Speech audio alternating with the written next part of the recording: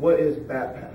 Yeah, so once we identify the fact that a player is actually willing to swing the bat and wanting to swing the bat, then we can actually get into the fundamentals of how to actually teach them to swing the bat. And the first thing that we recognize is their bat path. And essentially what the bat path is this, is the ball comes on or comes into the hitting zone on a certain ball flight, certain path, a trajectory. Well, the best hitters, they match that trajectory. So as that ball's coming in, that bat's on the same path, or with young kids, we refer to it like as a train track. Well, inconsistent hitters, regardless of their age, they either get off track, okay, so the ball's coming in and the barrel's below the path, or as the player starts to get a little bit better, what we identify is that barrel starts to bounce as it moves through that hitting window. And that bounce occurs with that top hand rolling over.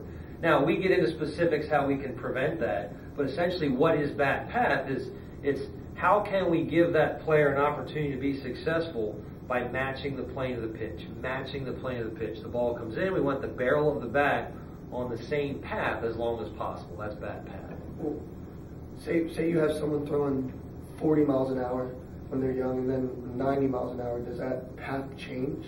Yeah, absolutely. I mean, and that's a great question. It's a great observation, one that I wish would be addressed more often. But, you know, a young hitter, the task that he has the task that he's presented with is, yeah, can you hit that pitcher? Can you hit a ball that moves on this ball flight?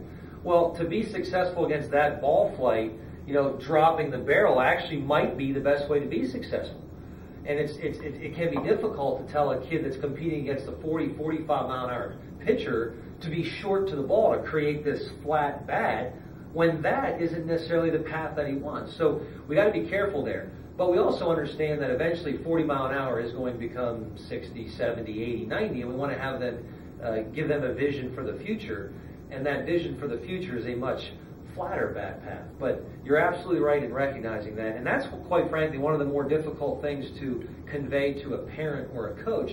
When we see a very, very successful 9 and 10-year-old and we identify and we look at their swing and we realize that although they're having success now, that their bat path is a little bit longer than it should be. It falls a little bit sooner than it should be. And through our experience, we realize that if it doesn't change, that there will be struggles that lie ahead. But it is difficult to convey that. So if that top hand's coming over and you're hitting topspin balls, you're rolling. Yeah, and you know, that can be difficult to identify for a coach that doesn't understand what we're looking for. But, you know, backspin is king. You can hit a ball in the barrel of the bat, you can hit a line drive, but when the ball's spinning with topspin, essentially what just occurred was the barrel went from a lower than the ball position to a higher than the ball, and it creates this topspin.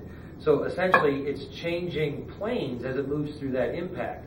What we love with our bat path is we try to create backspin where we move on plane, and that gives us that backspin through the ball. So absolutely your point's well taken, is that despite the fact that you could hit a line drive, if you hit a line drive with topspin, it isn't ideal.